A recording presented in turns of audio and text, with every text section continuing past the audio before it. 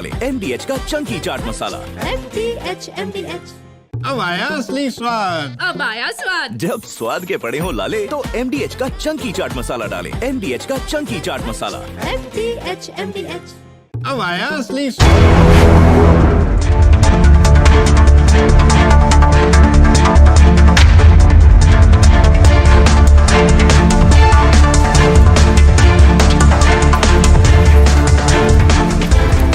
नमस्कार, मैं हूं सैयद सुहेल और आप देख रहे हैं आपका नंबर 1 शो ये भारत की बात है। उम्मीद करते हैं आप सभी पूरी तरह से फिट होंगे और बहुत बहुत सेहतमंद होंगे। आइए आपको बताते हैं आज ये भारत की बात है मैं आपके लिए क्या है खास सब। और आइए शुरुआत करने जा रहा हूं आज की पहली बड़ी खबर के साथ। जो नेता जाति की खाई बढ़ाना चाहते थे वो और चौड़ी होती जा रही है। कथा और कांवड़ पर दंगल भारी चल रहा है। आपको बताया कि पहले दिन यादव कथावाचक का सिर मुंडवा दिया गया और इस सिर मुंडवाने के बाद अखिलेश यादव ने कहा दरअसल सिर इसलिए मुंडवाया गया क्योंकि यादव थे। अगली तस्वीर देखिए, अखिलेश ने बुलाकर इन्हें शॉल देकर सम्मानित किया। यहां तक तो ठीक था, लेकिन कथावाचक यादव था इसलिए एक्शन हुआ। उसके बाद चारों तरफ बवाल शुरू हुआ। अब देखिए ब्राह्मण कथावाचक, अगली तस्वीर देख रहे हैं, ब्राह्मण कथावाचक की पिटाई हुई है। इटावा में ही पिटाई हुई है। वो पिटाई यादव कथावाचक की हुई ब्राह्मणों के गांव में। अब देखिए उसका असर और उसका खराब असर ये हो रहा है कि ब्राह्मण कथावाचक को लोग पीट रहे हैं। इटावा की तस्वीर है। क्यों आया मार लगा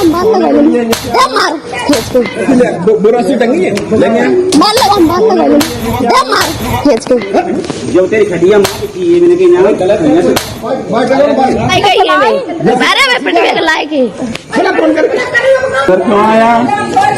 क्यों आया मार लगा मार खींच के बुरासी टंगी है मार लगा मार खींच के जो तेरी खटिया की ये मैंने कहीं ना गलत है आई गई है मैं बारे में पिट के लाए के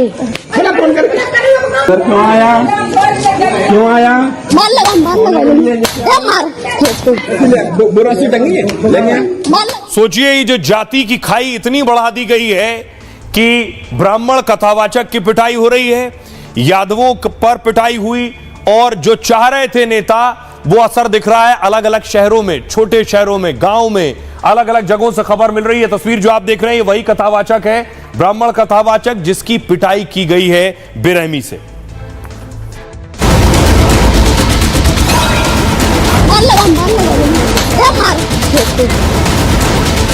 सियासतदान जातियों के बीच आग लगाने में कामयाब हो गए। यादव के बाद अब ब्राह्मण कथावाचक की पिटाई हो गई। पिछले दिनों यादव कथावाचकों की पिटाई हुई थी और आरोप ब्राह्मणों पर लगा था। तब घटना के विरोध से ज्यादा इस पर जाति वाली सियासत शुरू हो गई। इस सियासत का असर यूपी से बिहार तक सामने आने लगा। कहीं ब्राह्मण पुजारियों की एंट्री बैन हो गई तो कहीं ब्राह्मण होने की वजह से टीचर को स्कूल से निकाल दिया गया। अखिलेश ने तो जाति से लेकर बड़े बड़े कथावाचकों तक तीर चला दिए, जिस पर बवाल है कि थमने का नाम नहीं ले रहा। अखिलेश यादव जी के बयान को किस तरीके से देखते हैं आप? अंडर टेबल 50 लाख अपनी बातें हैं, सबके अपने अपने विचार हैं। जो जैसा जहाँ की रही भावना जैसी प्रबंधित देखी तीन जैसे। अब देखिए दर्दनाक खबर आई है और अफसोसनाक भी है। केवल जाति के नाम पर कहीं यादव को तो कहीं ब्राह्मण को पीटा जा रहा है। देखिए क्या हुआ आपको बताऊं। दरअसल ये देख रहे हैं यूपी के इटावा में अब ब्राह्मण कथावाचक की पिटाई हुई है और इस बार कथावाचक की पिटाई का आरोप यादवों पर लगा है। यादव समाज के लोगों ने कथावाचक पर छेड़छाड़ का आरोप लगाया। देखिए जरा कहानी एक जैसी है। पिछली कहानी में भी छेड़छाड़ का आरोप था और पिटाई थी, इस कहानी में भी छेड़छाड़ का आरोप और पिटाई है। और फिर गाली गलौज करते हुए उन्हें लात घूसों से पीटने लगे। पिटाई के बाद कथावाचक को पुलिस के हवाले कर दिया गया। मारपीट का शिकार हुए कथावाचक का नाम पंकज उपाध्याय है। पंकज फिरोजाबाद के रहने वाले हैं, सालों से भागवत कथा कहते हैं। इटावा में वो एक यादव के बुलाने पर कथा की बात करने गए थे। रात में वो शिष्य के घर में रुके, तभी उनकी तबीयत बिगड़ गई। बेचैनी बढ़ने पर कथावाचक खुली हवा में बाहर की तरफ निकले। खुद को गिरने से बचाने के लिए पास में एक चारपाई थी तो उसका सहारा ले लिया। उन्हें पता नहीं था कि पास की चारपाई में कोई महिला लेटी है। उसके बाद यादव शिष्य ने बताया कि गुरुजी की तबीयत ठीक नहीं है, लेकिन लोग कुछ सुनने को तैयार नहीं थे और उन्हें पीटना शुरू कर दिया। ब्राह्मण कथावाचक पर उन्होंने शराब पीने का भी आरोप लगाया। ब्राह्मण कथावाचक पर उन्होंने शराब के आरोप के साथ साथ वृंदावन में आचार्यों से धार्मिक शिक्षा ली है कथावाचक ने और सात्विक जीवन जीते हैं वो। 10 साल से मिर्गी की दवा ले रहे हैं, एम्स में उनका इलाज भी चल रहा है। यादव समाज के कुछ लोग पीटने के बाद अब बदनाम कर रहे हैं कि सरकार जांच कराए और झूठे आरोप लगाने वालों पर एक्शन ले। सुनिए जरा, जिनकी पिटाई हुई कथावाचक पंकज उपाध्याय वो क्या कह रहे हैं। मैं वहां पर गया था नारियल शेयर करने श्रीमद् भागवत महापुराण के लिए। मुझसे कहे गुरुजी आप आइए घर पर और हमारी बातचीत करिए, हमारे जो ब्याज जी हैं उनको ब्याज जी को आप करवाइए। तो इतने में मैं बारिश हो के कारण मैं वहां पर मैं रुक गया। फिर इतने में मैं सो गया, फिर बारिश हो गई, फिर उसमें लाइट गांव में नहीं थी, तो इसकी वजह से मुझे टॉयलेट करने के लिए उठा और फिर एकदम उठ गया, सो गया। फिर एकदम मुझे वहां पर बहुत धमकाया, पीटा, वो नशा है, नशा करता है, वो करता है, मुझे गंदी गंदी गाली दी और मेरे साथ वैसे का उपन लगाया और मुझे बहुत तबीयत से मारा। क्या शराब पी थी आपने, क्या हुआ था? शराब नहीं पी थी मैंने, मुझे मिर्गी दौड़े आते हैं उसकी दवा खाई थी। फिर उन्हें से मारा, शीत बहुत मेरे हाथ बहुत बदतमीजी की, गाली गलौज की, पीटा, धमकाया मुझे सभी तरह से, डंडा से मारा, बांध दिया, बहुत गंदी गंदी हरारत की। अच्छा, जो वीडियो बनाया किसने बनाया वो आपका, जो जैसे वायरल किया लोगों ने? वो वाकई लोग हैं, उनका नाम याद नहीं। अच्छा, कौन लोग थे जिन्होंने पिटाई की? वो यदुवंशी थी। तो आप किसके यहाँ गए थे? हम ठाकुर के साहब यहाँ गए थे, उन्होंने पुलिस बुलाई, फिर हम पुलिस में से जसवंत नगर थाने में पहुंचे, फिर पहुंचकर फिर वहां से हमको कुछ हमारे पिताजी बुलाकर एकदम फिर हमको छोड़ दिया। आज तक मैंने सुपारी भी नहीं खाई, सुपारी है, कोई भी नशा नहीं किया और कोई भी कुछ भी नहीं रखा है। जुर्माना होना चाहिए उनकी एकदम, उसको वीडियो जो वायरल कर रहे हैं उनको गलत है, उनके साथ भी एकदम उनको वीडियो बंद होनी चाहिए, उनके साथ भी एकदम मुकदमा दायर करना चाहिए।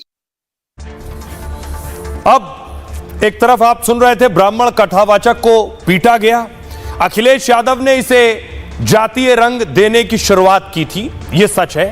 बाबा बागेश्वर पर भी हमला किया अखिलेश यादव ने कि बाबा बागेश्वर को हर शख्स नहीं बुला सकता, तो आज बाबा बागेश्वर ने भी अखिलेश यादव पर बोलते हुए कहा ये जो लड़ाई है, ये इटावा जो है, अब ये नीले ड्रम से ज्यादा बात हो रही है इटावा की। अखिलेश ने कहा बाबा बागेश्वर जैसे बड़े कथावाचकों पर सवाल उठाए थे, कहा कई कथावाचक हैं जो 50 लाख रुपए फीस लेते हैं, सबकी हैसियत नहीं है कि धीरेन्द्र शास्त्री को ही बुला सके, वो कथा के लिए टेबल के नीचे से मोटा पैसा लेते हैं। भारत को विकसित बनाना है तो जातिवाद की दीवार तोड़नी होगी, यह कहा बाबा बागेश्वर ने, क्योंकि जातिवाद सबसे बड़ा कैंसर है, सबसे बड़ी बीमारी है। कथावाचक विवाद में हमें घसीटा जा रहा है, यह समझ से परे है। लगता है सीधा साधा जानकर हमें इस तरीके से लोग कहते हैं साधु के पास कुछ होता नहीं, हमें अपनी औकात पता है, साधु समाज से लेता है, समाज को सौंप देता है, यह बुराई नहीं है। लोग हमें दक्षिणा देते हैं तो हम उसे सदुपयोग में लगा देते हैं। हमने देश को गुटखा और मदिरा के लिए प्रोत्साहित नहीं किया है, खटकने वालों को खटकेगा इसलिए हमें गालियां भी मिलती हैं। हमें लगता है कि हम जो काम कर रहे हैं वो भला कर रहे हैं, इसलिए जो सवाल उठाते हैं उन पर हम ज्यादा ध्यान नहीं देते हैं। किसी से ईंट लेंगे, किसी से सीमेंट और सरिया ले लेंगे, किसी से दवाइयां और मशीन लेकर अस्पताल बनवाते रहेंगे। बर्थडे पर हमें कोई गिफ्ट ना दे, बस ईंट ही दे दे, कमरे बन जाएंगे। सुनिए जरा बाबा बागेश्वर क्या कह रहे हैं। कहां से आए हैं? इटावा उत्तर प्रदेश। अरे अब इटावा तो इतना वायरल है तुम्हारो, तो तुम भी इटावा ही से आए हैं। देखो तो पूछो मत, नीले ड्राम से ज्यादा इटावा फेमस हो गया है। धन रे इटावा, न लेना न देना, ये इटावा में हम जरूर पिस रहे, गरीब की लोगाई पूरे गांव की भौजाई बनाए। बहुत बुरी हालत है, पूछो मत, नीले ड्राम से ज्यादा इटावा फेमस हो गया है। धन रे इटावा, न लेना न देना। ये टाबा में हम जरूर पिस रहे, गरीब की लुगाई पूरे गांव की भौजाई बनाए। बहुत बुरी हालत है यहाँ। शुल्क का कोई काम ही नहीं। हाँ, कोई दे दे तो मना भी नहीं है, क्योंकि अभी बात तो इसी पे चल रही है पूरे देश में। देखो हम 10 दिन से क्या तहलका मचा हुआ है, बजरंगी बली बचाएं। हमारी ऐसी हालत है जैसे गांव में, हमारे गांव में कहावत है, गरीब की लुगाई पूरे शहर की भौजाई। आओ आओ आओ, गरीब की लुगाई पूरे शहर की भौजाई, वही हमारा हाल है। कोई भी आता है हमारे खिलाफ न्यूज पे बोल देता है, ना लेना ना देना, भगवान बचाए। पर कोई बात नहीं, जिसको जिसमें संतुष्टि मिले, मस्त राम मस्ती में।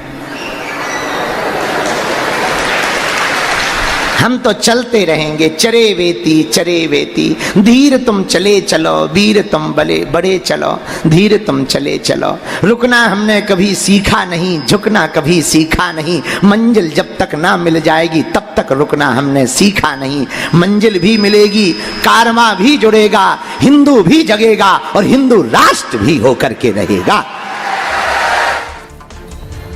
अब सोचिए जरा, ये जो जाति की खाई है वो इस कदर बढ़ रही है और इसके पीछे क्या साजिश भी हो रही, क्योंकि खबर यह है कि कांवड़ यात्रा शुरू हो रही है। कांवड़ यात्रा में जातीय हिंसा कराई जा सकती है, इसकी भी कोशिश की जा रही है। अगली तस्वीर देखिए, योगी आदित्यनाथ इस वक्त गोरखपुर में हैं, कल भी गोरखपुर में थे। आज योगी आदित्यनाथ गोरखपुर में मौजूद थे और जनता दरबार में लोगों की फरियाद सुन रहे थे।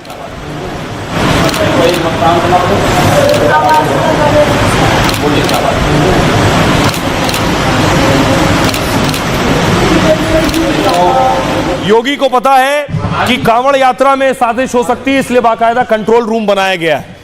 ये कंट्रोल रूम आप देख रहे हैं, चप्पे चप्पे, हर चौक चौराहे, गली नुक्कड़ पर नजर रखी जा रही है, जहां से कांवड़ यात्री निकलेंगे कि कौन है जो साजिश कर सकता है, माहौल खराब करने की कोशिश कर सकता है। इसके लिए राज्य सरकार ने और कई राज्यों ने तैयारी की है कि कुछ लोग चाहते हैं कांवड़ में भी जातीय हिंसा करवाना।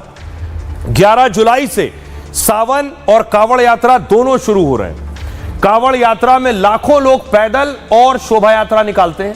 यात्रा के नाम पर किसी तरह का उत्पात या हंगामा ना हो, इसके लिए योगी ने खास तैयारी और रणनीति बनाई है। ज्यादातर कांवड़ यात्रा पश्चिमी उत्तर प्रदेश से होकर जाती है, तो मेरठ, शामली, मुजफ्फरनगर में खास इंतजाम किए गए। कांवड़ यात्रा के दौरान जातीय हिंसा का अलर्ट जारी किया गया है, मतलब जाति धर्म के नाम पर भड़काने की कोशिश हो सकती है। इसे लेकर योगी ने मुजफ्फरनगर में कमांड सेंटर बना दिया है। चप्पे चप्पे पर पुलिस और 740 सीसीटीवी कैमरे लगाए गए। सुरक्षा के साथ कांवड़ यात्रा के लिए खास गाइडलाइन, दिशा निर्देश जारी किए गए। कांवड़ यात्रा मार्ग पर मांस और शराब की दुकानें नहीं खुलेंगी। यात्रा मार्ग की दुकानों पर मालिक का नाम लिखना होगा। दुकानदार को नाम के साथ पता और मोबाइल नंबर लिखना होगा। यात्रा और भक्तों की श्रद्धा को अपमानित करने का प्रयास ना हो। दुकानदार किसी सामान पर उसकी तय कीमत से ज्यादा नहीं लेंगे। भड़काऊ नारे और हथियारों के प्रदर्शन पर भी पूरी तरह से रोक होगी। कांवड़ विवाद पर उत्तराखंड की धामी सरकार भी एक्शन में है। यात्रा मार्ग के ढाबों पर लाइसेंस पंजीकरण लगाना अनिवार्य है। ढाबों और दुकानों पर मालिक का नाम लिखना भी जरूरी है। नियमों की अनदेखी पर ढाबा और दुकानें सील की जाएंगी। 2 लाख रुपए का जुर्माना लगेगा और कानूनी कार्रवाई भी होगी। यह है तैयारी। सुनिए जरा क्या कह रहे हैं उत्तराखंड के सीएम पुष्कर सिंह धामी। 4 करोड़ से भी अधिक श्रद्धालु हरिद्वार आते हैं, ऋषिकेश आते हैं, आसपास के क्षेत्रों से मां गंगा का जल लेकर अपने अपने स्थानों को प्रस्थान करते हैं। ऐसे में उनका आना जाना होता है और 2-3 दिनों की प्रक्रिया ये सब होती है। इसमें जो रास्ते भर में जो दुकानदार होते हैं, खाद्य सामग्री जहाँ खाना मिलता है वो सब शुद्ध होना चाहिए और कहीं किसी प्रकार की मिलावट न हो, कोई असंदिग्ध न हो। उनकी सुरक्षा भी हमारे लिए प्राथमिकता है। अब देखिए, कांवड़ में साजिश की बात भी हो रही है। इस बीच कुछ नेताओं ने कांवड़ पर जो नेम प्लेट, कांवड़ यात्रा जहां से गुजरेगी उन दुकानों पर जो नेम प्लेट लगाई जा रही है उस पर सवाल उठाए। एसटी हसन, दिग्विजय सिंह और असदुद्दीन ओवैसी, देखिए जरा ये सियासतदान क्या कह रहे हैं। सबसे पहले एक विवादित बयान दिया एसटी हसन ने। कांवड़ यात्रा के नाम पर ढाबों की चेकिंग का अधिकार किसने दिया है, और इनमें और आतंकवादियों में तो कोई भी फर्क नहीं है। ये लोग धर्म की आड़ में ब्लैकमेल कर रहे हैं। ये देश में शांति नहीं, हिंदू मुसलमान कर लोगों को बांट रहे हैं। 10 साल पहले, ओवैसी कह रहे हैं 10 साल पहले जिन जगहों पर शांतिपूर्वक कांवड़ यात्रा गुजरा करती थी, लेकिन अब पहचान वाला दंगल क्यों हो रहा है? यहां एक होटल पर कुछ लोग गए और आधार कार्ड मांगा, आधार कार्ड नहीं मिला तो कहा पैंट उतारो। यह क्या गंदगी है? सुधांशु त्रिवेदी ने कहा कुछ नेता हिंदू विरोधी मानसिकता फैलाने में लगे हुए हैं। ये ओसामा और हाफिज जैसे आतंकियों को सम्मान देते हैं और कांवड़ यात्रा में हुई सांप्रदायिकता, इन्हें कांवड़ यात्रा में नजर आती सांप्रदायिकता, सनातन का अपमान और उसे गाली देना इनकी आदत बन गई है। इमरान मसूद कह रहे हैं ये लोग साझा संस्कृति को नष्ट करना चाहते हैं। ये मोहब्बत का देश है, नफरत का नहीं। कांवड़ यात्रा मुस्लिम बहुल क्षेत्रों से भी होकर गुजरती है और मुसलमान भी उनकी सेवा करते हैं, उनका स्वागत करते हैं, लेकिन इन लोगों को इससे भी परेशानी होती है। दिग्विजय सिंह कह रहे हैं कि नफरत के लिए कांवड़ यात्रा का इस्तेमाल किया जा रहा है। यात्रा से नफरत का माहौल क्यों बनाया जा रहा है? सरकार यात्रा में मदद करे लेकिन ऐसे नफरत ना फैलाए। विनोद बंसल कह रहे हैं अभी कांवड़ यात्रा शुरू भी नहीं हुई है, लेकिन कुछ जिहादी और नेताओं के पेट में अभी से दर्द शुरू होने लगा है। सुनिए जरा, सियासतदानों को कांवड़ यात्रा शुरू होने से पहले ही सियासत गर्म हो गई है। धर्म की आड़ में धार्मिक ब्लैकमेल करके ये सब हरकतें कर रहे हैं। किसने ये राइट दिया इनको कि ढाबों की चेकिंग करें? ये किसने इनको ये राइट दिया कि लोगों की पैंटें उतरवाएं? क्या इनमें और उन आतंकवादियों में कोई फर्क है जिन्होंने धर्म पूछ के पहलगाम के अंदर गोलियां मारी थी? ये भी एक तरह के आतंकवादी हैं और वो भी आतंकवादी। ये समझ में नहीं आ रहा कि 10 साल पहले इन जगहों पर कुछ नहीं होता था, पीसफुली सब कांवड़ यात्रा जाते थे। अब ये क्यों हो रहा? उसका आधार कार्ड दो बोले वो नहीं। ये होते कौन? ये विजिलेंटी होते कौन ग्रुप्स? ये उसका आधार कार्ड नहीं मिला तो बोले पैंट उतारो। क्या ये गंदगी है? कोई हेटरेट नहीं, कोई हेटरेट की बात नहीं कर रहे। जाके तुम्हारा पैंट उतारो तुम क्या बोलते हैं? उनके कोई लीडर को बोले तुम्हारा पैंट उतारो क्या बोलते हो लोग? क्या है तमाशा है? किसको राइट है जाके होटल में? कौन है आप बोलने वाले? किसके आप जाते कैसे होटल में? आप हु आर यू? राज्य सरकार अगर कांवड़ यात्रा के लिए सुविधा प्रदान करती है तो उसमें कोई आपत्ति नहीं है, लेकिन दूसरी बात यह है कि कांवड़ यात्रा के माध्यम से आप एक नफरत का माहौल पैदा करें समाज में, वो उचित नहीं है। जिस तरह के बयान कांग्रेस के वरिष्ठ नेता दिग्विजय सिंह जी ने दिए हैं और जिस ढंग के बयान समाजवादी पार्टी के वरिष्ठ नेता और पूर्व सांसद एसवी हसन साहब ने दिए हैं, इनसे एक बात बहुत साफ है, ये दोनों बयान एक भाव से प्रेरित हैं। दिग्विजय सिंह जी को आतंकवादियों को उकसाने वाला जाकिर नायक शांति का मसीहा दिखता है। विश्व का सबसे बड़ा आतंकी ओसामा बिन लादेन ओसामा जी दिखता है। भारत पर 26/11 हमले का मुख्य किरदार हाफिज सईद हाफिज साहब दिखता है। ऐसे ही लोगों को कांवड़ यात्रा में सांप्रदायिकता दी तो ये कांग्रेस की एक बार पुनः घनघोर हिंदू विरोधी, भारतीय संस्कृति विरोधी और न सिर्फ विरोधी बल्कि भारतीय संस्कृति और हिंदू धर्म के किसी भी कार्यक्रम को लांछित और अपमानित करने की कुत्सित मनोवृत्ति का प्रतीक है। ये लोग असल में इस संस्कृति को, इस साझा संस्कृति को, साझा विरासत को नष्ट करना चाहते हैं। भक्ति में सरोवर जो लोग आते हैं उनकी सेवा के अंदर सब लोग लगे रहते हैं। वो पूरा मुस्लिम बाहुल क्षेत्रों से गुजरते हैं, मुसलमान भी तमाम खड़े होकर के उनकी सेवा करने का काम करते हैं। इनको इससे भी परेशानी हो। कोई बिरयानी बेचना जो है उस दौरान और उस रास्ते पे जो है वो ना ज़रूरी है और ना मजबूरी है, लेकिन उसको भी आप जो है वो जस्टिफाई करेंगे तो इसका मतलब ये है कि आप जो है वो शांति और सौहार्द के माहौल को ख़राब करने में अपनी हिस्सेदारी भागीदारी कर। और इस बीच बड़ी खबर आपको बता दें, बड़ी खबर यह है कि जो सियासतदान ये सवाल उठा रहे हैं कि नेम प्लेट के नाम पर बवाल हुआ है, उसमें एक नया मोड़ आ गया है। मुजफ्फरनगर के पंडित जी ढाबा विवाद में मोड़ आया है। गोपाल का असली नाम है मुजम्मिल और पुलिस तजम्मुल नाम है। पुलिस गोपाल की पैंट उतारने का आरोप लगा था। पुलिस का कहना है, आरोप लगाया था रिपब्लिक भारत के पास तजम्मुल का आधार कार्ड है। अब मैं आपको दिखाने जा रहा हूं तस्वीरें कि तजम्मुल कौन है। तस्वीर दिखाई प्लीज। ये आप देख रहे हैं, ये इनके ढाबे का नाम गोपाल था। गोपाल नाम सामने आया, जब इनसे पूछताछ हुई तो पता चला। अगली तस्वीर में आपको दिखाऊं, ये है आधार कार्ड, सन ऑफ मकसूद लिखा हुआ है, और इनका आधार कार्ड का जो सामने का हिस्सा है वो मैं आपको दिखाऊंगा, जिसमें लिखा है तजम्मुल, और ये तस्वीर भी तजम्मुल की लगी है। हमारे सहयोगी ने इनसे बात की, जरा वो सुनिए। वो आधार कार्ड भी हमारे पास है जिसमें उस शख्स जो कि खुद को गोपाल बता रहा था उसकी फोटो लगी हुई है, लेकिन उसके आगे जो नाम लिखा हुआ है वो तजम्मुल उसका नाम आगे लिखा हुआ है। कुछ उसके पड़ोसी हैं, रसूखदार लोग उसके गांव के रहने वाले, वो इस वक्त हमारे साथ मौजूद है। गोपाल ही दरअसल तजम्मुल है, तो ये नाम गोपाल किस तरीके से सामने आया? गोपाल इस तरीके से सामने आया, जिस होटल पे वो काम कर रहा था, झाड़ू पोछे का काम करता था, उन्होंने नाम बदलवाया।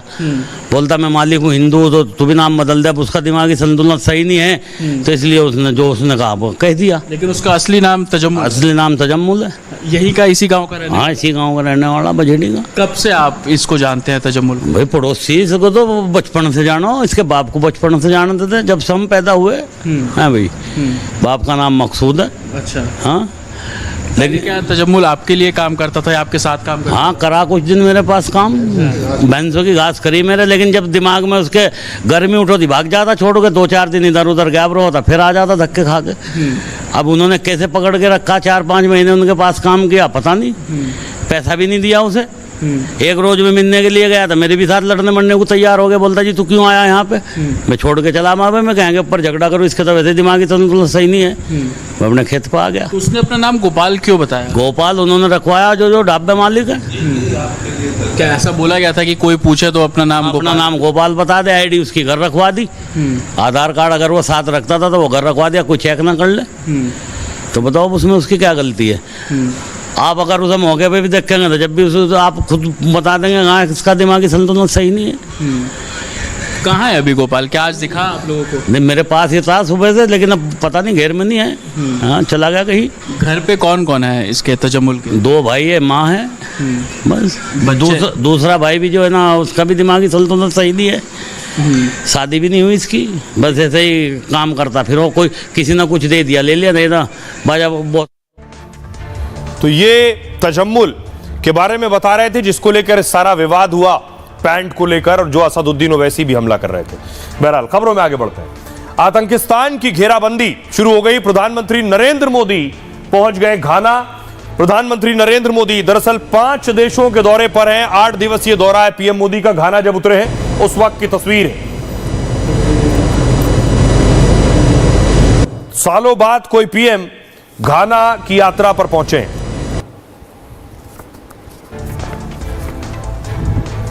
अगली तस्वीर देखिए जरा। प्रधानमंत्री नरेंद्र मोदी जब पहुंचे तो भारतीय पीएम मोदी का वेलकम करने के लिए मौजूद थे। वहां पीएम का स्वागत कर रहे थे और मोदी मोदी के नारों से गूंज रहा था घाना।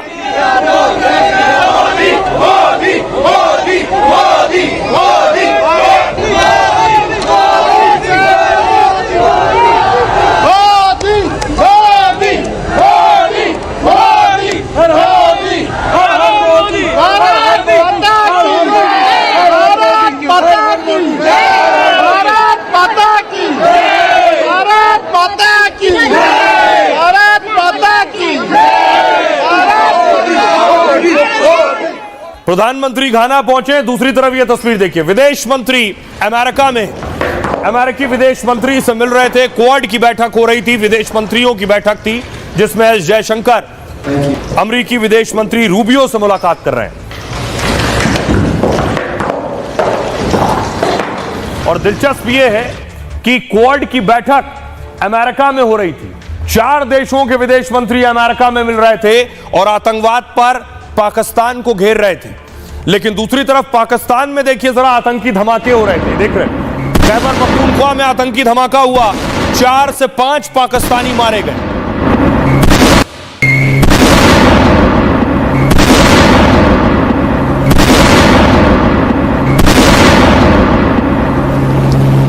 तो पाकिस्तान में आतंकी धमाका हो रहा है और पहलगाम आतंकी के और मास्टरमाइंड सैफुल्लाह कसूरी का देखिए स्वागत हो रहा है फूलों से।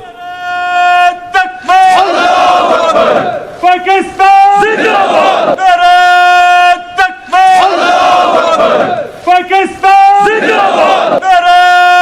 ये जिस शख्स को आप देख रहे हैं जिसका ऊपर फूलों से बारिश हो रही है, ये सैफुल्लाह कसूरी है। ये टीआरएफ का मुखिया है और पहलगाम में जो आतंकी हमला हुआ उसमें टीआरएफ का ही हाथ था और टीआरएफ लश्कर का ही एक हिस्सा है और उसका मुखिया सैफुल्लाह है। ये सैफुल्लाह का स्वागत हो रहा है। अब अमेरिका में 4 देशों ने जवाब दिया है पाकिस्तान को। देखिए जरा, पहलगाम हमले पर पाकिस्तान को तगड़ा झटका लगा है। पहलगाम आतंकी हमले से जुड़े गुनहगार को सजा मिले, 4 बड़े देशों ने एक साथ ये बात एक आवाज में कही है। क्वाड देशों ने भारत के स्टैंड का समर्थन किया है।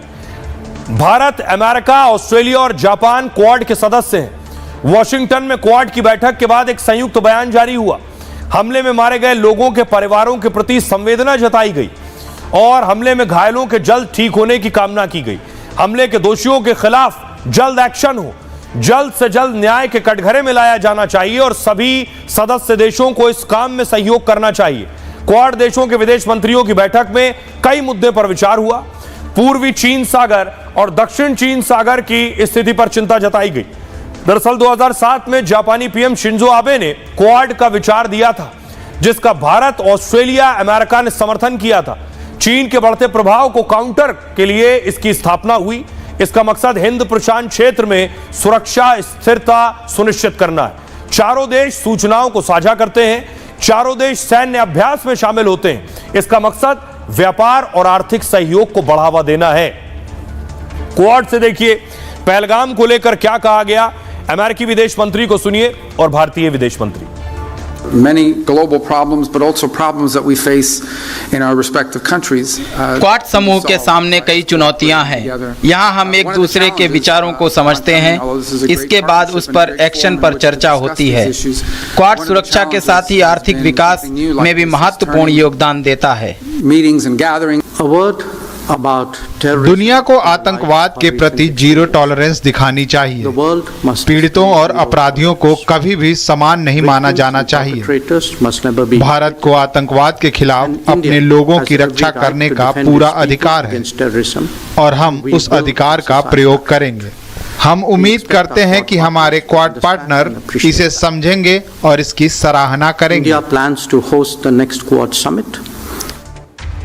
और सोचिए जरा, अमेरिका ये कह रहा है लेकिन चोर के हाथ में ही तिजोरी की चाबी दे दी है। ये संयुक्त राष्ट्र सुरक्षा परिषद यूएनएससी की अध्यक्षता पाकिस्तान कर रहा है। सोचिए, जो यूएनएससी आतंकवाद पर बयान जारी करता है उसी यूएनएससी की अध्यक्षता पाकिस्तान कर रहा है और पाकिस्तान अध्यक्षता कर रहा हो तो सोचिए क्या होगा वहां। पाकिस्तान ने फिर से कश्मीर का राग छेड़ा है। यूएनएससी में अपनी हरकतों से भी बाज नहीं आया पाकिस्तान। जुलाई में यूएनएससी की अध्यक्षता पाकिस्तान को मिली है। पाकिस्तान 1 महीने के लिए अभी संयुक्त राष्ट्र सुरक्षा परिषद का अध्यक्ष रहेगा। अध्यक्षता संभालते ही पाकिस्तान ने कश्मीर का मुद्दा उठाया है। कश्मीर का मुद्दा लंबे समय से चला आ रहा है। इसकी वजह से पाकिस्तान और भारत के बीच गंभीर तनाव भी है। मुझे लगता है कि यह सुरक्षा परिषद की जिम्मेदारी है, खासकर स्थायी सदस्य इसको लेकर कुछ कदम उठाएं। यह पाकिस्तान ने कहा। कश्मीर को लेकर भारत का स्टैंड हमेशा साफ है। भारत पाक अपने विवाद द्विपक्षीय बातचीत से ही सुलझाएंगे। भारत लाहौर घोषणा पत्र और शिमला समझौते का हवाला देता है। इसमें मुद्दे को द्विपक्षीय बातचीत से सुलझाने का जिक्र है। पाकिस्तान अपनी अध्यक्षता में 2 मुद्दों पर चर्चा करवाएगा। 22 जुलाई को बहुपक्षवाद और विवादों के शांतिपूर्ण समाधान, 24 जुलाई को संयुक्त राष्ट्र में ओआईसी के बीच सहयोग पर चर्चा। यूएनएससी का अध्यक्ष बनना दरअसल एक रोटेशनल प्रक्रिया का हिस्सा है, सभी के हिस्से में यह आता है। इस स्थिति में पाकिस्तान के पास कोई विशेष शक्ति नहीं है। संयुक्त राष्ट्र सुरक्षा परिषद में 15 सदस्य देश हैं। यूएनएससी में स्थायी और अस्थायी दोनों तरह के सदस्य होते हैं। जो स्थायी हैं उनमें अमेरिका, रूस, चीन, ब्रिटेन और फ्रांस, ये 5 देश हैं। अस्थायी 10 देश हैं। वो अस्थायी 10 देशों में पाकिस्तान का नाम भी है। 10 देशों की सदस्यता हर 2 साल में बदलती रहती है, यानी इन देशों को रोटेशन के तहत अध्यक्ष बनने का भी मौका मिलता है। उसी के तहत मौका मिला है पाकिस्तान को भी। सुनिए जरा क्या कुछ कह रहे हैं डिफेंस एक्सपर्ट संजीव श्रीवास्तव।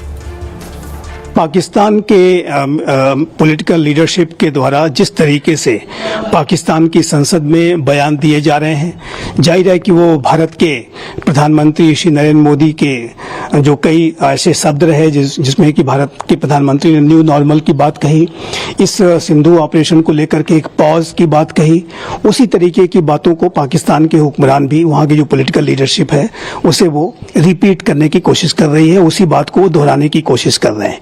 लेकिन ये बात बिल्कुल स्पष्ट है कि पाकिस्तान के पास न तो युद्ध करने के रिसोर्सेस हैं और न तो युद्ध करने की उसके अंदर क्षमता बची है। और यदि पाकिस्तान ने किसी तरीके की भारत के ऊपर आतंक की साजिश रची तो भारत के प्रधानमंत्री श्री नरेंद्र मोदी के जो न्यू नॉर्मल की बात को रखते हुए जो शब्द कहे गए थे कि इस बार जो भारत न सिर्फ आतंक के ठिकानों को टारगेट करेगा बल्कि उनके पनाहगारों को भी, यानी कि जो पाकिस्तान की जो मिलिट्री का जो एस्टेब्लिशमेंट है उसके ऊपर भी भारत कार्रवाई करेगा। तो ये जो पाकिस्तान के हुक्मरानों का जो दोहरा चरित्र है, जो आतंक परस्त चरित्र है, एक बार फिर से दुनिया के सामने आया है।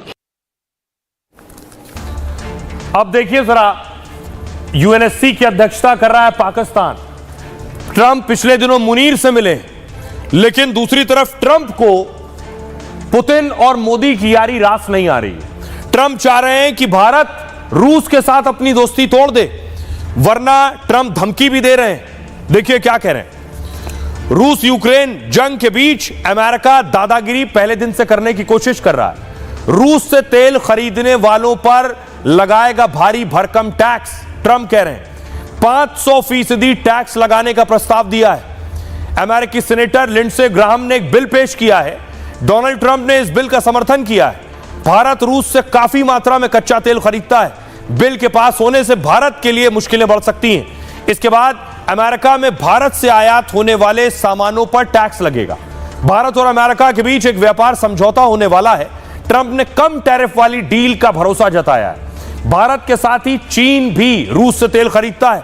जुलाई की छुट्टियों के बाद यह बिल अमेरिकी संसद में आएगा। दरअसल पुतिन को झुकाने के लिए यह बिल लाया जा रहा है। ट्रंप की कोशिश यूक्रेन से जंग रोकने की है और इस बिल से ट्रंप पुतिन को बातचीत की टेबल पर लाना चाहते हैं। इसलिए दूसरे तरीके से इस अमेरिकी बिल पर रूस ने भी कड़ी प्रतिक्रिया दी है। सुनिए जरा क्या कुछ कह रहे हैं डोनाल्ड ट्रंप। मुझे लगता है कि भारत के साथ हमारी डील होने जा रही है और यह एक अलग तरह की डील होगी। ऐसी डील जिसमें हम भारत के बाजार में प्रवेश कर सकें और प्रतिस्पर्धा कर सकें। अभी भारत किसी को अंदर आने नहीं देता, लेकिन मुझे लगता है कि भारत अब ऐसा करेगा और अगर ऐसा हुआ तो हम कम टैरिफ वाली डील कर पाएंगे। तो ट्रंप आजकल अपने फैसलों, अपने बयानों और अपने एक्शन की वजह से विवादों में रहते हैं। दूसरी तरफ ट्रंप और मस्क आमने सामने। ट्रंप ने यहां तक कह दिया कि वो मस्क को अमेरिका से भगाकर अफ्रीका भेज देंगे। आखिर ट्रंप और मस्क में जो लड़ाई है, ये लड़ाई क्यों इतनी बड़ी होती चली जा रही है? दोनों एक दूसरे के आमने सामने आ गए। अमेरिका में बिग ब्यूटीफुल बिल पास हो गया। अरबपति इलॉन मस्क इस बिल के विरोध में थे, लेकिन ट्रंप इस विरोध से पीछे हटने को तैयार नहीं थे। ट्रंप ने मस्क को देश से निकालने की चेतावनी तक दे दी। मस्क को कहा अपना बोरिया बिस्तर बांधकर दक्षिण अफ्रीका वापस जाना पड़ सकता है। मस्क को राष्ट्रपति पद के लिए मेरा समर्थन करने से पहले पता था कि मैं इलेक्ट्रिकल व्हीकल अनिवार्यता के खिलाफ हूं। इलेक्ट्रिक कारें तो ठीक हैं, लेकिन हर किसी को इसे खरीदने के लिए मजबूर नहीं किया जाना चाहिए, ट्रंप ने कहा। मस्क को दुनिया में सबसे अधिक सब्सिडी मिलती है। सब्सिडी के बिना मस्क का कारोबार नहीं चल पाएगा। अब कोई और rocket launch, satellite, electric car production नहीं होगा और हमारा देश बहुत सारा पैसा बचा लेगा। इस बिल को लेकर मस्क ट्रंप से नाराज थे और सार्वजनिक तौर पर बिल का विरोध किया था। मस्क ने कहा मेरे समर्थन के बिना ट्रंप चुनाव नहीं जीत पाते। मस्क ने तो ट्रंप पर महाभियोग चलाने की भी मांग कर दी थी। साथ ही अमेरिका में नई पार्टी बनाने का ऐलान किया था। निर्वासन की चेतावनी पर मस्क के सुर बदल गए। मस्क ने सोशल मीडिया पर पोस्ट किया, इजराइल ने गाजा में सीजफायर की सहमति दी है। ट्रंप ने दुनिया में कई संघर्षों को हल किया है और इनको हल करने का क्रेडिट ट्रंप को जाता है। जहां श्रेय देना चाहिए वहां श्रेय दिया जाना चाहिए। सोचिए, मस्क कारोबारी है। जब कारोबार की बात आती है तो अपने आप यू टर्न आ जाता है। सुनिए जरा ट्रंप क्या कह रहे हैं। मस्क इस बात से बहुत परेशान हैं कि ईवी अनिवार्यता समाप्त होने जा रही है। हर कोई इलेक्ट्रिक कार नहीं चाहता। मैं इलेक्ट्रिक कार नहीं चाहता। मस्क को दुनिया में सबसे अधिक सब्सिडी मिलती है। सब्सिडी के बिना मस्क का कारोबार नहीं चल पाएगा। आइए खबरों में आगे बढ़ते हैं। आज एक और खबर आई लखनऊ से और उसका ताल्लुक बाहुबली राजा भैया से था। राजा भैया की रिश्तेदारी में गदर मचा हुआ है। पहले परिवार में मचा था। ये राजा भैया की पत्नी है और राजा भैया की जो पत्नी है वो पहुंच गई अपनी बहन के घर लखनऊ और वहां पुलिस बुला ली। अगली तस्वीर देखिए। ये आप देख रहे हैं राजा भैया की पत्नी और उनकी बहन, 3 बहनें, 2 बहनें गेट पर दिख रही हैं आपको, पहुंची थी लखनऊ पहुंची अपनी दूसरी बहन के घर और गेट पर देखिए बेल बजा रही है, कोई गेट नहीं खोल रहा है। ये रात का वक्त हो रहा है, देख रहे हैं आप, रात का वक्त है और 1 तारीख ऊपर सीसीटीवी में लिखा हुआ है 1 जून और देखिए वक्त लिखा है 9:10:36। तो रात का वक्त था, बहन के घर गई, घंटी बजाती नहीं, बहन ने घर नहीं खोला। उसके बाद देखिए क्या किया राजा भैया की पत्नी ने पुलिस बुला ली। यानी एक बहन ने घर नहीं खोला, उनका कहना है माता पिता अंदर थे, घर नहीं खोला तो पुलिस बुला ली गई और पुलिस पहुंची रात को 9:30 के बाद। बहुत देर पुलिस वहां रही। ये परिवार का जो बवाल है, ये हाई वोल्टेज ड्रामा आधी रात लखनऊ पर चलता रहा।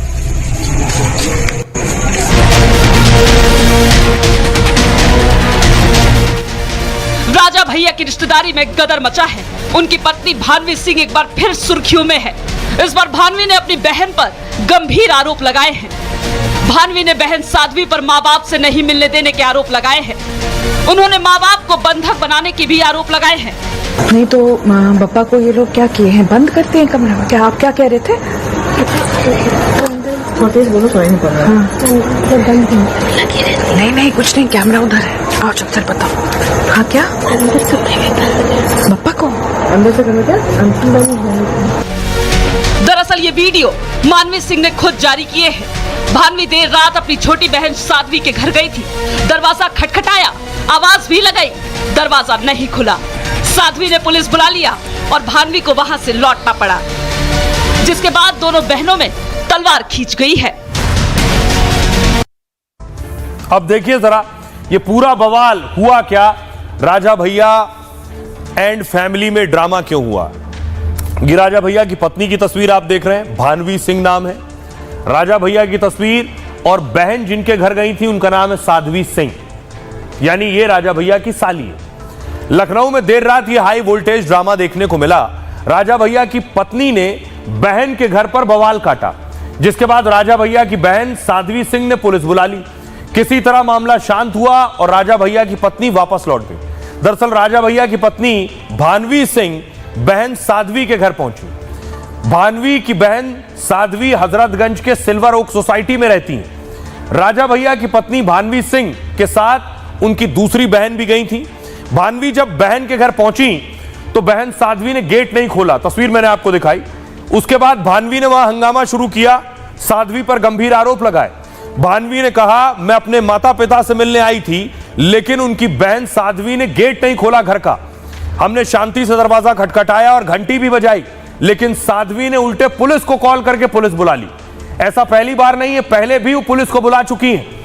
अम्मा बप्पा को इन लोगों ने कमरे में कैद करके रखा है, वो सुन नहीं सकते हैं, उन्हें पता ही नहीं होगा कि हम लोग आए थे। हमारे माता पिता मिलना चाहते हैं लेकिन वो मिलने नहीं देती। उनकी बहन साध्वी सिंह ने उनके माता पिता को बंधक बना रखा है, ऐसा आरोप लगाया। भानवी सिंह ने अपने दावे के समर्थन में 2 वीडियो भी जारी किए। एक वीडियो में भानवी साध्वी के घर का दरवाजा खटखटा रही हैं, जब वो दरवाजा खटखटा रही हैं तब उनकी दूसरी बहन भी साथ में। उस वीडियो में वो बोलती सुनाई पड़ती हैं कि हम केवल मिलना चाहते हैं। वो ये भी कहती हैं कि वो कोई हंगामा खड़ा करने नहीं आई हैं।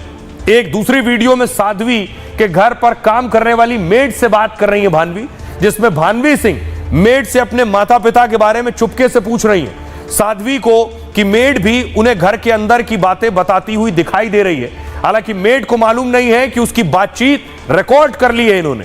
खबर है कि भानवी ने यह वीडियो साध्वी के आरोपों के बाद शेयर किया है, जिसमें उनकी छोटी बहन साध्वी ने उन पर गंभीर आरोप लगाए हैं। खबर के मुताबिक साध्वी ने कहा वो माता पिता को धमकाती है। मंगलवार की रात भी उन्होंने घर आकर पूरा बवाल काटा है। वो प्रॉपर्टी के मामले में हमेशा विवाद करती रहती हैं। सुनिए जरा, अब मैं आपको सुनवाने जा रहा हूं राजा भैया की पत्नी और उनकी छोटी बहन यानी राजा भैया की साली की जो हेल्पर है, दोनों के बीच बातचीत। बापा, आप अंदर का क्या माहौल था? घंटे बजाती सुबह 10 बजे। हाँ, नहीं तो पापा को ये लोग क्या किए हैं, बंद करते हैं कमरा में? क्या आप क्या कह रहे थे? बोलो तो नहीं करना। नहीं नहीं कुछ नहीं, कैमरा उधर है, आओ चल बताओ। हाँ क्या पापा को अंदर से कमरे में बंद कर? पापा को पता है कि नहीं पता है? नहीं पता।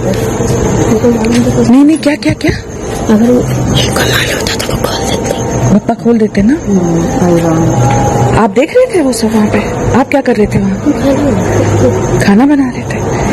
तो आपने नहीं बोला कि पापा को बता दे धीरे से? सुनाई नहीं पड़ता।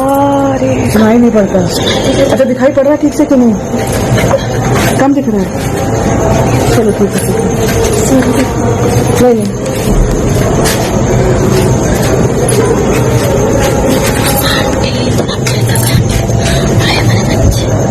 हम तो हम लोगों से मिलने के लिए। हाय राम, सुनो उसको नहीं पता चलेगा, हमको मिलवा दो बच्चा, प्लीज मिलवा दो हमारे बात से।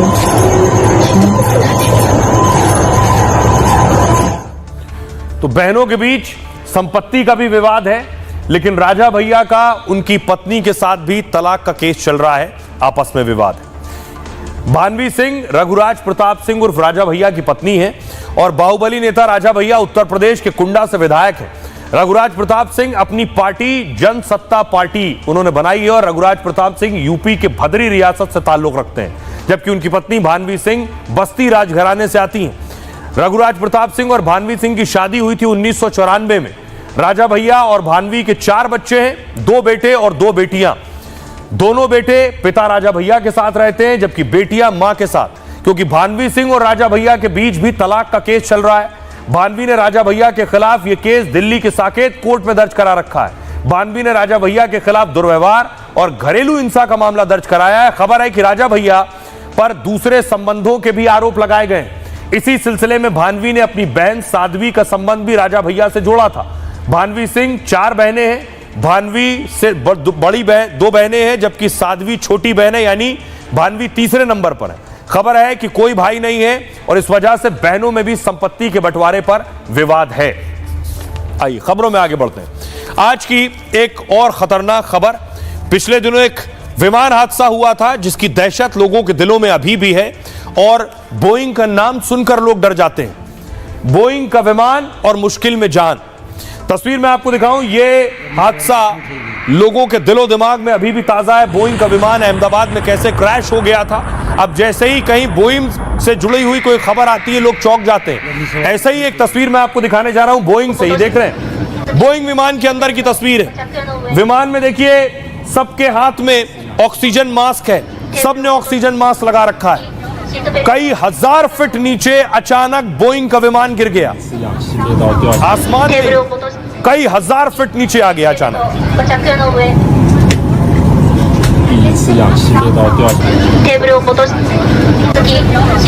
अगली तस्वीर देखिए और उसके बाद लोगों में डर दहशत इस कदर कि न जाने क्या होने जा रहा है। लोगों ने फौरन मास्क निकाल कर लगाए, देख रहे हैं सब मास्क लगाए हुए हैं।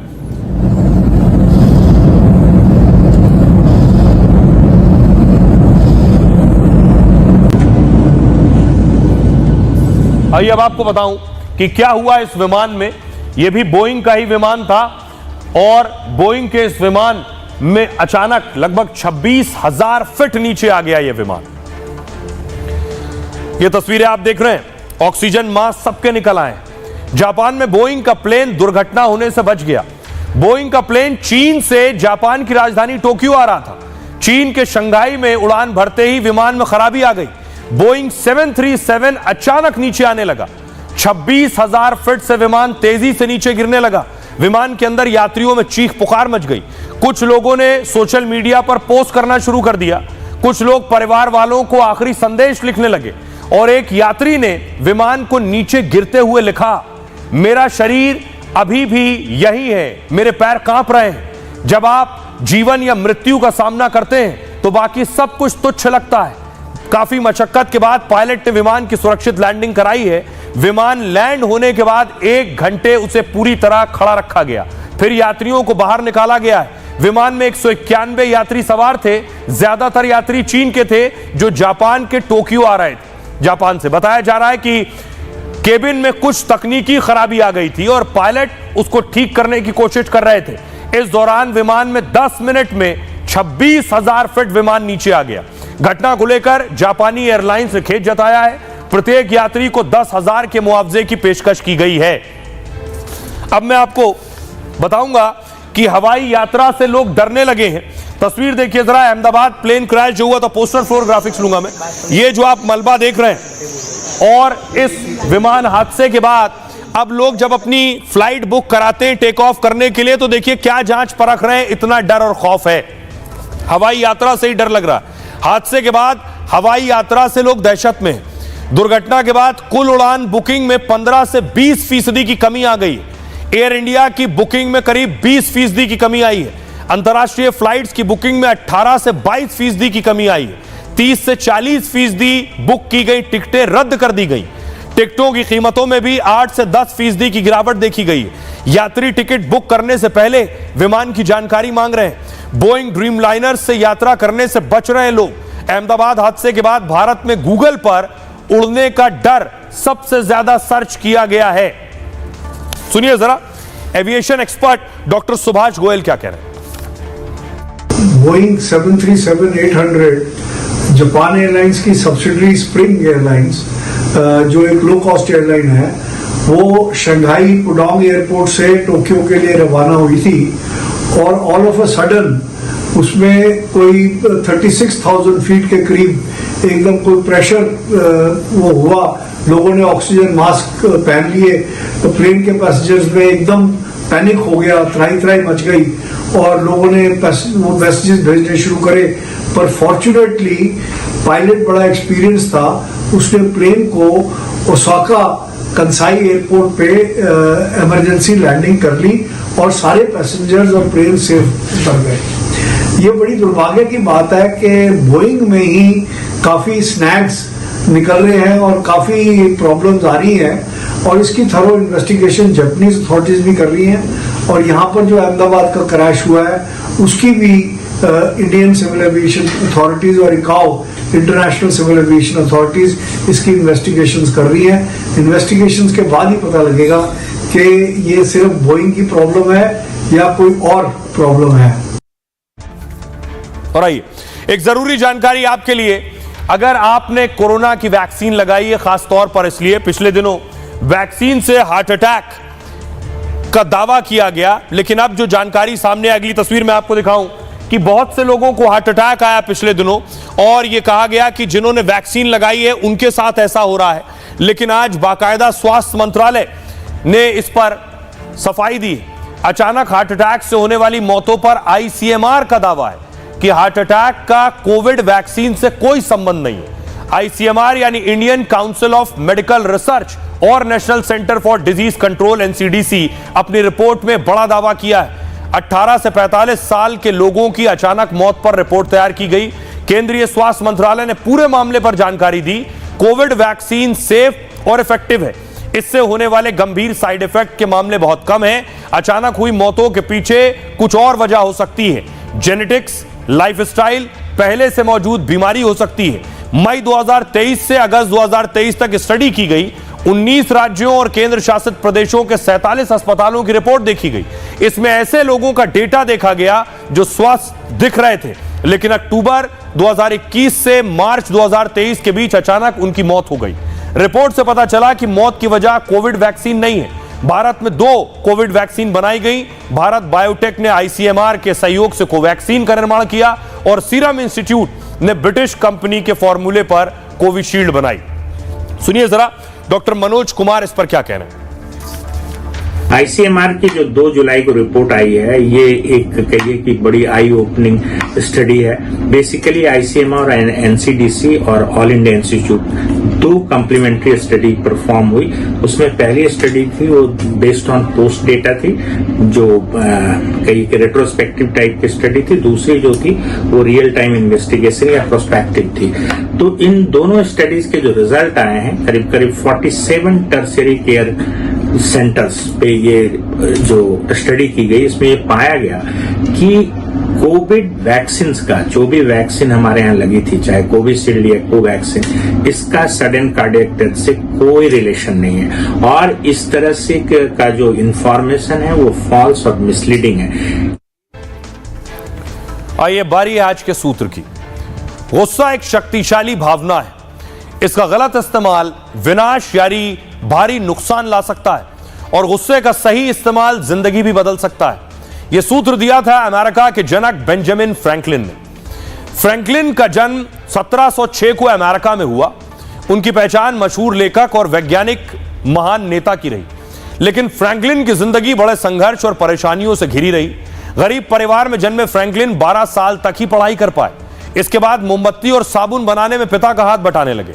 फ्रैंकलिन को पढ़ने का शौक था तो वो काम के बीच भी पढ़ने का वक्त निकाल लेते थे। जल्द ही उन्हें अखबारों में लिखने और प्रिंटिंग प्रेस में काम का मौका मिल गया। फ्रैंकलिन का भाई अक्सर उन पर ताने कसता और काम से ध्यान बटाने की कोशिश करता। गुस्से में आकर फ्रैंकलिन ने घर छोड़ दिया और वो बोस्टन से न्यूयॉर्क चले गए।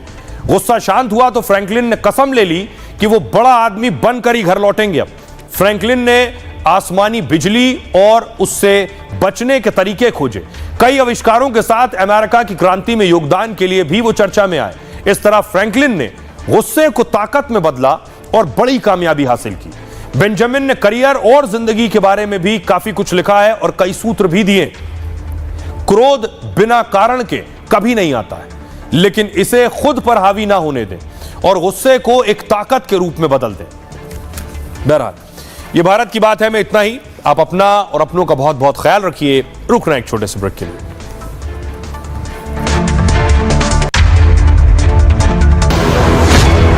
डीएच की हल्दी मिर्ची धनिया करे कमाल, ये रंग दे, ये खुशबू दे, ये तीखा, ये कम पड़े, क्या निराला MDH मसाला। MDH की हल्दी